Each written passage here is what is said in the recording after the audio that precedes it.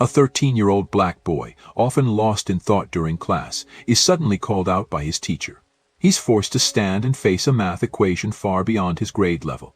His classmates, some laughing, others doubtful, watch him with skepticism. But what they don't know is that the boy standing at the board is a hidden math prodigy. The midday sun cast warm streaks of light across the linoleum floors of Riverside Middle School. It was early autumn in Atlanta, Georgia, and the classrooms hummed with the low murmur of students chatting in chairs scraping against the floor.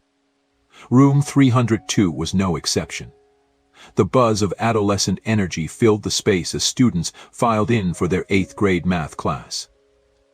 At the back of the room, near the window, Jamal Carter, a black boy, settled into his usual seat. The 13-year-old had a quiet presence that allowed him to fade into the background. His brown eyes, sharp but often distant, wandered toward the world outside as he placed his notebook on the desk. His posture was relaxed, almost too much so, with one arm resting on the desk and the other propping up his chin. The scene beyond the window, a few trees swaying gently in the breeze, a bird hopping along the fence, seemed to capture his attention far more than the bustling classroom around him. Jamal wasn't inattentive by choice. He had a sharp mind, one that often worked faster than the pace of classroom lessons. Numbers and equations fascinated him, but the repetitive drills and slow progress of his math class felt uninspiring.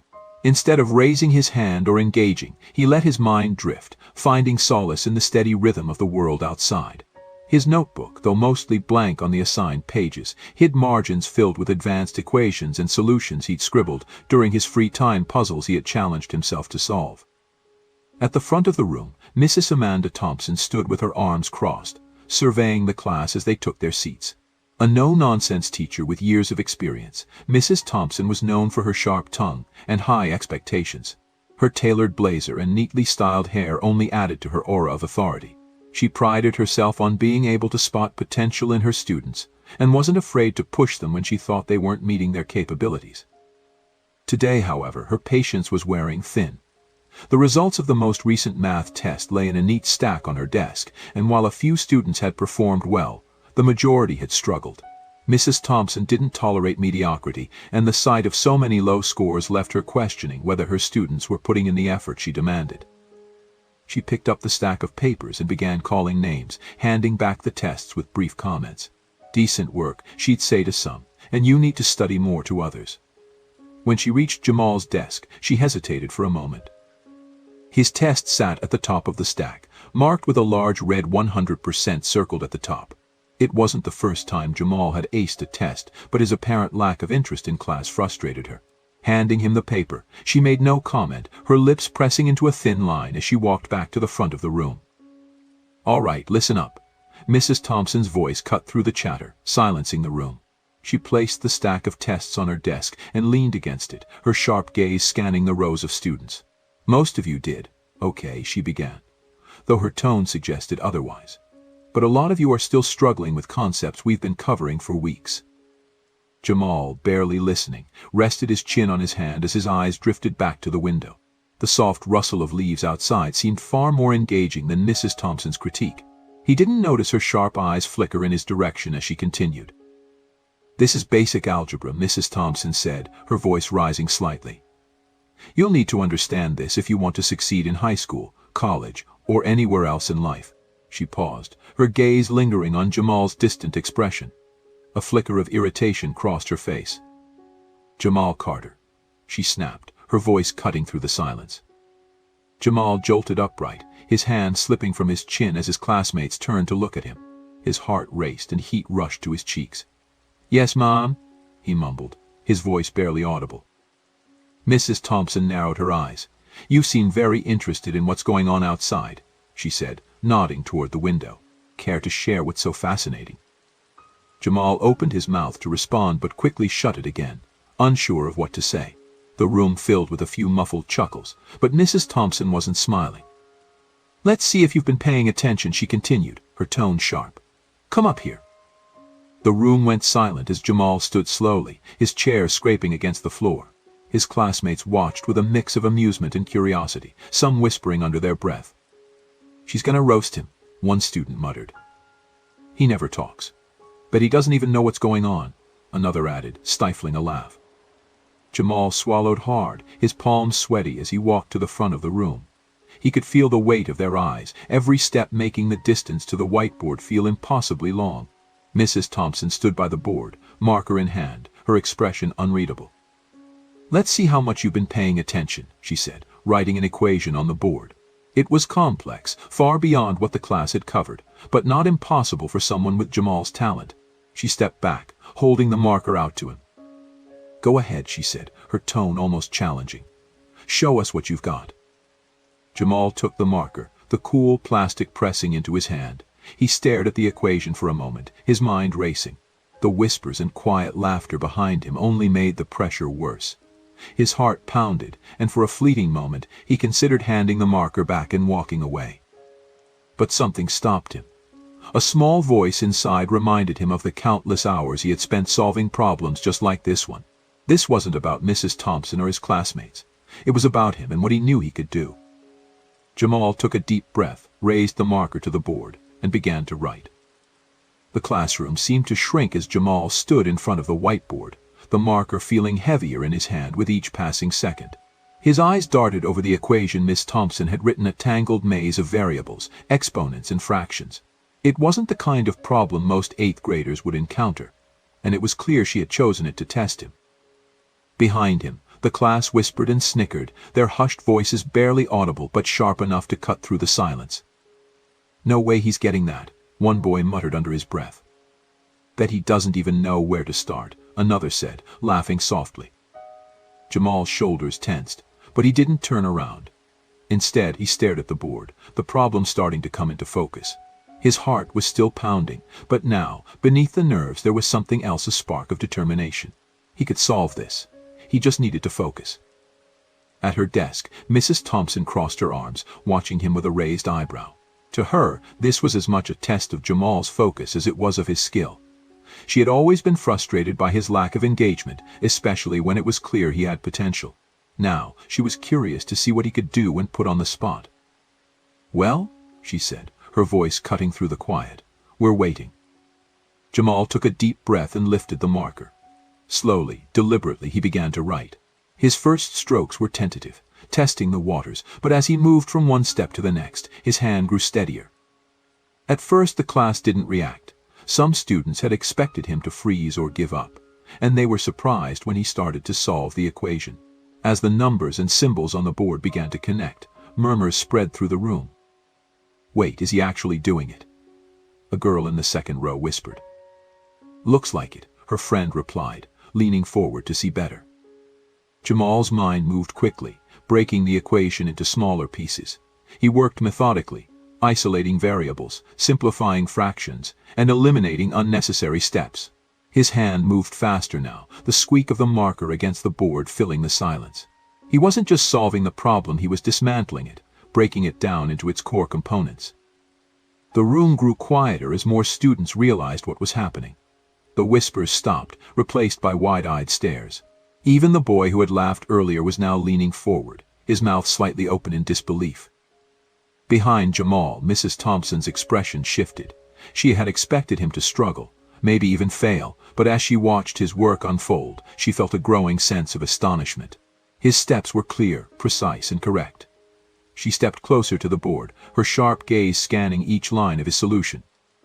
Jamal paused briefly, double-checking his work before moving to the final steps. He could feel the weight of the class's attention now, but instead of letting it overwhelm him, he used it as fuel. He wrote the last few numbers, circled the answer, and capped the marker with a satisfying click. Stepping back, he turned to face the room. His heart was pounding, but his expression was calm. The whiteboard behind him was filled with neat lines of equations, each step building on the last, leading to the correct answer. For a moment, no one spoke. The room was so quiet that the hum of the fluorescent lights overhead was the only sound. Jamal scanned the room, catching glimpses of wide eyes and slack jaws. Even the students who usually ignored him now looked at him with something bordering on awe. Mrs. Thompson stepped forward, her heels clicking softly against the floor. She studied the board closely, her finger tracing each line of Jamal's solution. Her lips moved silently as she checked his work, her brow furrowing slightly at one point before smoothing out again. Finally, she turned to face him. Her expression was unreadable, a mix of surprise and something else respect. "This is correct," she said, her voice quieter than usual.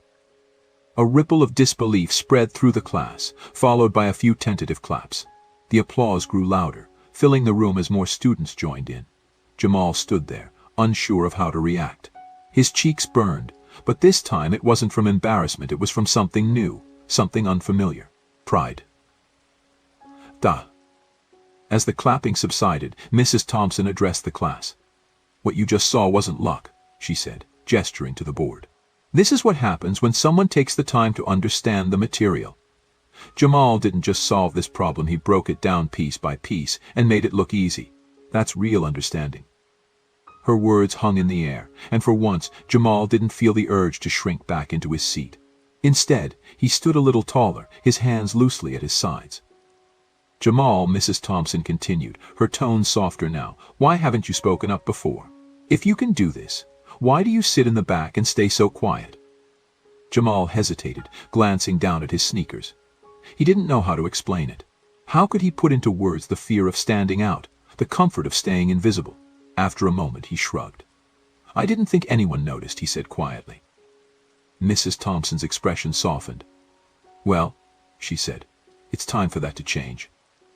The applause lingered in Jamal's ears as he returned to his seat, the weight of the moment settling over him like a warm blanket. His classmates, still reeling from what they had witnessed, exchanged hushed whispers and occasional glances in his direction. Jamal felt their eyes on him, but this time they weren't filled with ridicule or indifference. They were wide with curiosity and respect. Mrs. Thompson remained at the front of the room, her hands clasped together as if in deep thought. She wasn't a teacher who was easily impressed, but Jamal had done more than solve a difficult equation. He had upended her assumptions, not just about him, but about how she approached students like him, quiet, reserved, and often overlooked. "Class," she said, raising her voice to silence the murmurs. "What you just saw today is a reminder that everyone in this room has potential. Jamal proved that. And he didn't just solve a problem, he showed us what it looks like to approach something with clarity and focus." Jamal sat at his desk, still holding his notebook in his hands. His heart had finally slowed, but his thoughts raced. He hadn't planned for this. Solving equations in the margins of his notebook had always been a private escape, something he did for himself, not for recognition. Now, for the first time, people were noticing him, and it felt both exhilarating and terrifying. A girl sitting a row ahead of him turned around, her eyes wide. "How did you do that?" she asked, her voice a mix of awe and disbelief. Jamal hesitated, unsure of what to say. I just figured it out," he said, his voice quiet. Another student chimed in. "That was insane. Are you like a genius or something?" Jamal's cheeks burned, and he shook his head quickly. "No, I just like math." As the bell rang, signaling the end of the period, Mrs. Thompson called out, "Jamal, can you stay for a moment?" The class began to file out, but not before more students stopped to pat Jamal on the back or offer a quick, "That was awesome," as they passed. Jamal nodded awkwardly, clutching his notebook tighter. The attention was new, and while part of him wanted to retreat to his usual quiet corner, another part felt a flicker of pride. Once the room had emptied, Mrs. Thompson leaned against her desk, studying Jamal with an expression he couldn't quite read. "Jamal," she began, her tone softer than it had been earlier, "I owe you an apology." Jamal blinked, unsure if he'd heard her correctly. "An apology?" She nodded. "I've been teaching for a long time, and I like to think I know my students. But with you," she paused, choosing her words carefully, "I misjudged you. I thought your quietness meant you weren't interested. I assumed your lack of participation meant you didn't care. Clearly, I was wrong." Jamal shifted uncomfortably, unsure of how to respond. "It's okay," he mumbled. "No, it's not," Mrs. Thompson said firmly. "You have a gift, Jamal, and I don't want to see you hide it. Do you realize how rare it is for someone your age to solve a problem like that? To think the way you do?" Jamal looked down at his notebook, his fingers tracing the edges of the worn cover. "I don't know," he said quietly. "I just like doing it. It makes sense to me." Mrs. Thompson's expression softened. "That's exactly what makes it special. You see things differently, and that's something to be proud of. But here's the thing, you can't keep it to yourself. There are programs, competitions, even advanced courses that could help you grow. challenge you. I'd be happy to help you find them, if you're interested." Jamal's heart raced. The idea of stepping into a world beyond the quiet comfort of his own learning was both thrilling and terrifying. He thought about the moment at the board, the way the equation had clicked into place, and the way the room had felt different afterward. Could he do more? Could he be more? I don't know, he admitted. What if I mess up? Mrs. Thompson smiled. Messing up is part of learning. But if you don't try, you'll never know what you're capable of. That night, Jamal sat at the small kitchen table in his family's modest home, his notebook open in front of him. His parents sat nearby, listening intently as he recounted what had happened that day: the equation, the applause, Mrs. Thompson's offer. His mother's eyes glistened with pride as she reached across the table to squeeze his hand. "Jamal, we've always known you were special. I'm so glad other people are starting to see it too." His father nodded, his deep voice steady. "This is just the beginning, son. Don't be afraid to show the world what you can do." Jamal spent the rest of the evening staring at the blank page of his notebook. For so long, it had been a place for secrets, problems he solved for himself, notes he never shared. But now, it felt like something more. A space for possibilities. He picked up his pencil and began to write. Not just equations, but ideas. Goals. Dreams. For the first time, Jamal wasn't afraid of being seen. He was ready to step forward, to see where his talent could take him. The next day, the atmosphere in room 302 was different. Jamal Carter, once the quiet kid who blended into the background, now found himself the center of attention. As he walked into the classroom, his classmates greeted him with nods, smiles, and even a few high fives. "Yo, Jamal," a boy called out from the back of the room. "That was crazy yesterday. How'd you even do that?"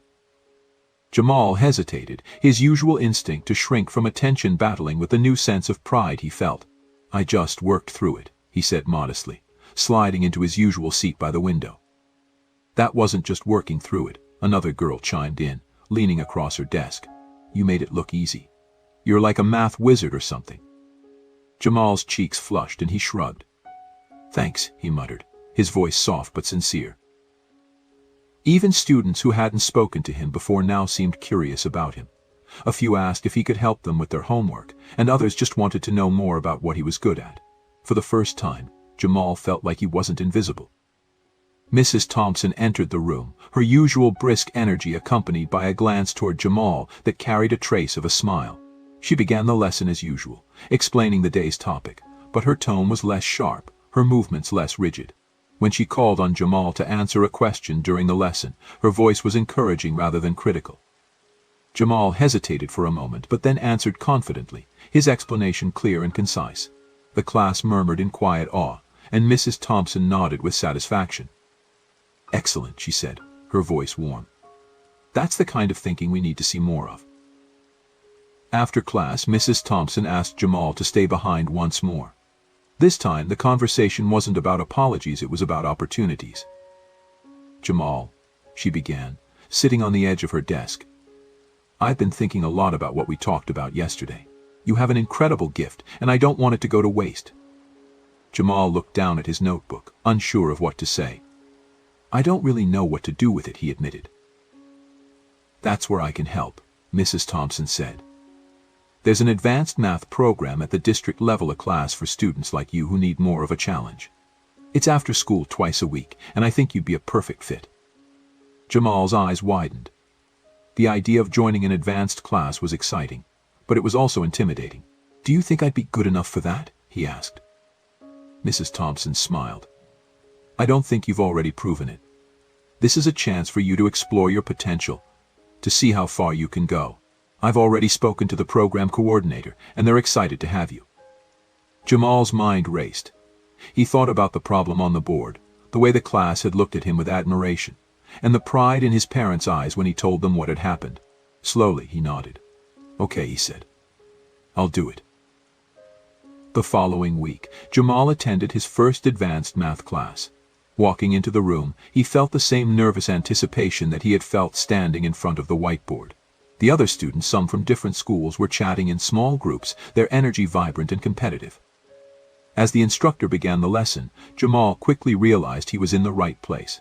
The problems were challenging, the pace fast, and the discussions lively. For the first time, he felt surrounded by peers who shared his love for numbers, and it was exhilarating. Back at Riverside Middle, Jamal's reputation as the math kid grew. His classmates began to seek him out for help, not just in math but as someone they respected. The boy who had once felt invisible was now part of the fabric of the class, his quiet brilliance inspiring others. Mrs. Thompson, too, found herself looking at her students differently. Jamal's transformation had reminded her of the importance of seeing beyond surface behavior, of finding the hidden potential in every student. She made it a point to engage with her quieter students, encouraging them to step forward in their own ways. One evening, as Jamal sat at the kitchen table working on a particularly tricky problem for his advanced class, his mother walked in and placed a hand on his shoulder. "I'm so proud of you, Jamal," she said. "You've always been special, but now the world's starting to see it too." Jamal looked up at her, a small smile tugging at his lips. "Thanks, Mom," he said, glancing back at his notebook. He paused for a moment, his pencil hovering over the page. For the first time, he wasn't just solving a problem for himself. He was building a future, one equation, one opportunity, one step at a time. As he wrote the next line of his solution, Jamal felt a quiet certainty settle over him. He didn't know exactly where his path would lead, but for the first time he wasn't afraid to follow it. And in that moment, the boy who had once hidden his brilliance knew that he was ready to shine. Join us to share meaningful stories by hitting the like and subscribe buttons. Don't forget to turn on the notification bell to start your day with profound lessons and heartfelt empathy.